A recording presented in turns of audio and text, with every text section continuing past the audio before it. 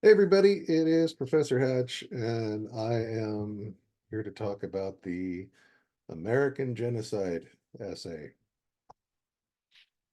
which is sounds depressing as hell. Anyway, I'm going to share my screen and let's look at the assignment. Okay, so this is the American Genocide essay prompt. This is going to be, as this part may indicate, a persuasive essay. I'll just start reading. Now that you've read these 10 stages of genocide handout, as well as Gregory Stanton's The Logic of the 10 Stages of Genocide, you are being asked to examine the 10 stages, identify which stage you think America is currently at, and write a persuasive essay that argues how and why America could be considered in that stage. And then under here where it says procedure, um, I should have linked to these handouts. No, I'll do that. In fact, I'll just pull that up. I'll just pull it up right here. I really want this video to be short. In any case, handouts, 10 stages of genocide. So I'm not going to read this online because we're going to be talking about this in class tomorrow night, but the 10 stages are clearly classification, symbolization, discrimination, dehumanization, organization, polarization, preparation, persecution, extermination, and denial.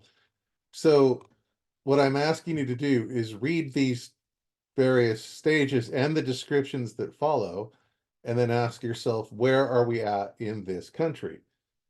Um, because genocide is a thing that is obviously made up of multiple stages, and it's not a thing that is necessarily linear. These stages all can occur, or many of them anyway, can occur simultaneously. It's not like stage one passes and then stage two begins. Stages 1 through 5 can all be going on at any given time. So it's up to you to look at those 10 stages and then decide where it is you think we're at. So if you think we're at stage 3, which is the discrimination stage, or at stage 4, which is the dehumanization stage, then I'm asking you to just like make a short list of reasons why you think we're at that stage. Just start with that, just to get some ideas down on paper or in your head.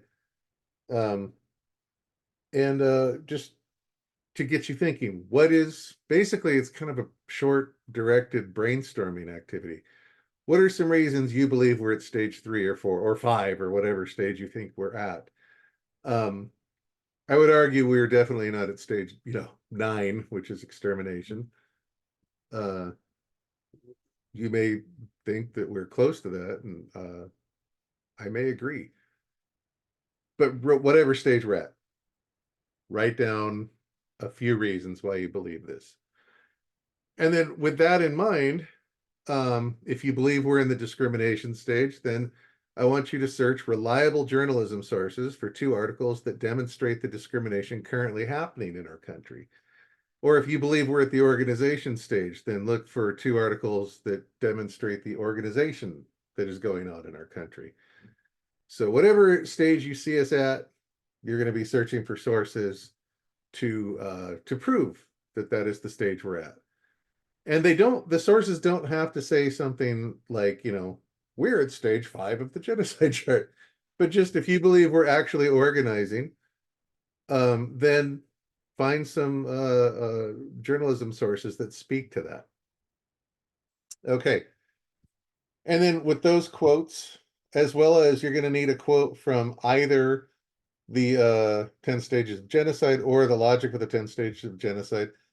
uh, you're going to take those quotes and you're going to start beginning the work on your outline, which will then turn into your rough draft, which will eventually turn into your final draft.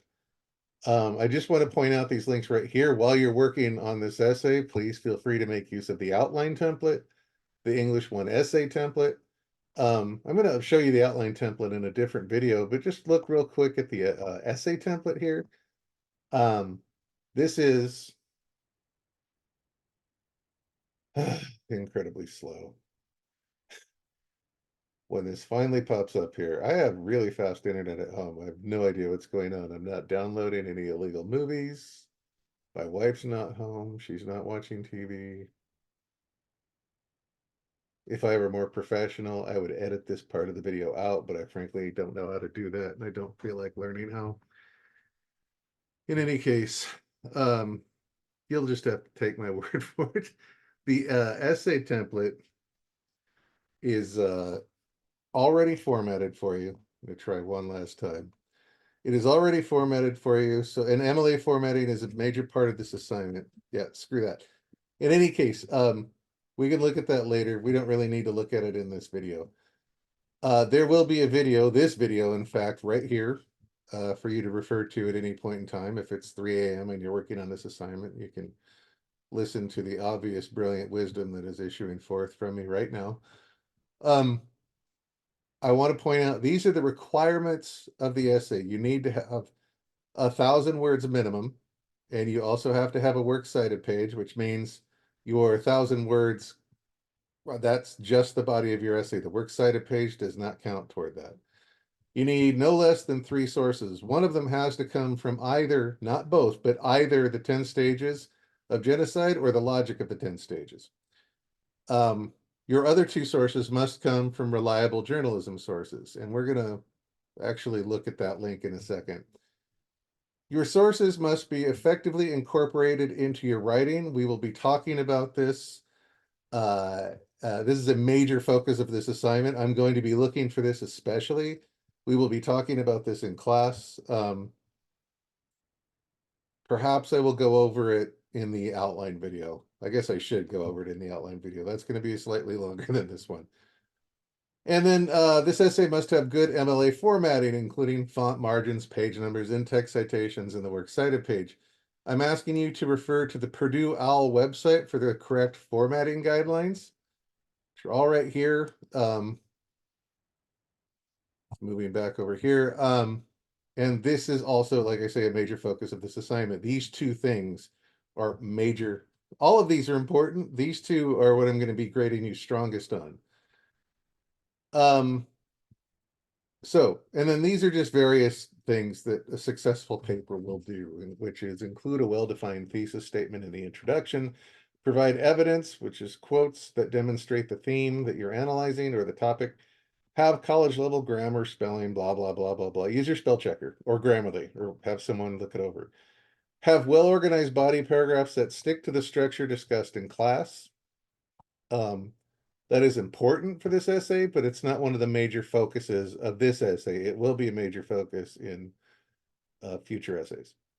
And then finally, I would like you to, oh, and it needs to come to a conclusion that's not just, your conclusion needs to offer a final thought or a call to action. So where here it says here, please don't write in the second person. I don't care if you write in the first person, like I think that, blah, blah, blah. But please don't ever address the reader. That's just not academic. That if you start an essay with, have you ever wondered why you're already honestly breaking 2 rules. You're addressing the reader and you're asking a question. You just shouldn't do those in academic writing. I'm only going over this for this video because this is the first essay you're writing for my class. Please don't pose any questions. Just got done talking about that. And then finally, no block quotes. No quotes that are longer than 4 lines. This is too short an essay. 1,000 words is too short an essay to have any block quote nonsense. So please avoid that. Okay, real quick. Part of your thing here is you're going to be looking at, this is stage 2 of procedure, or part 2 of the procedure. You need to find reliable journalism sources. I just want to show you what I'm talking about there real quick. This is a graph I swiped off of the internet a couple of years back. So what this graph does is it lists various journalism sources, various publications. Almost all of them are online. Probably all of them are online because it's 2024. But on the left side are sources that kind of skew toward the liberal side of things. Over on the right are sources that skew to the conservative side of things. And then up at the top, we have, original reporting, things that report fact or, complex analysis. And as we get toward the middle, we start getting into the opinion section. And you'll notice that like Mother Jones, MSNBC, something, something, Examiner, the Washington Times, the American Conservative, even CNN is listed there. And you'll see that CNN's a lot closer to the middle. So they skew a little bit liberal, but they are still getting more into opinion territory.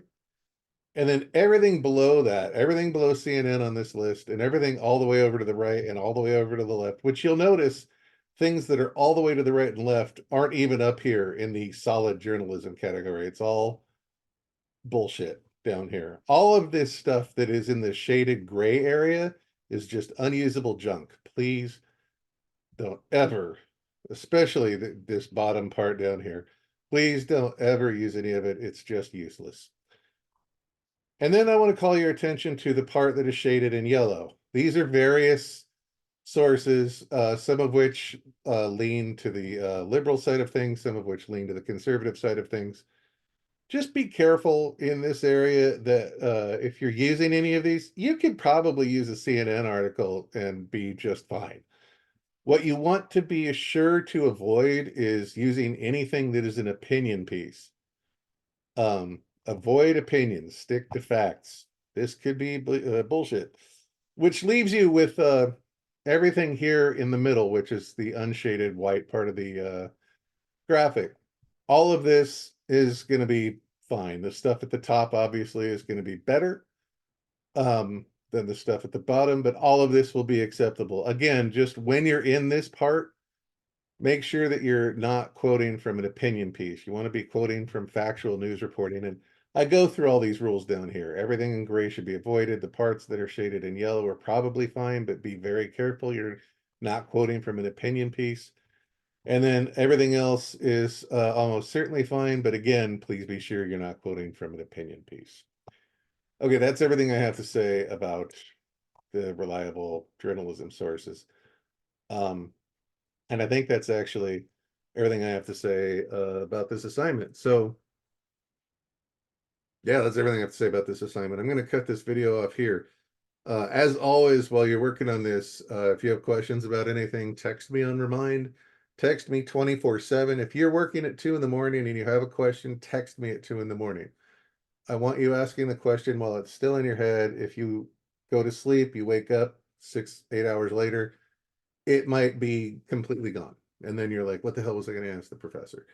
So just text me at 2 a.m. My phone Remind does not make any noise on my phone, so it's totally fine to text me 24/7.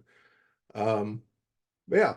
And then I, of course, will answer you. I'm going to be, unless I'm having insomnia, I'm not going to be awake for that text, but I'll get back to you when I wake up the next day.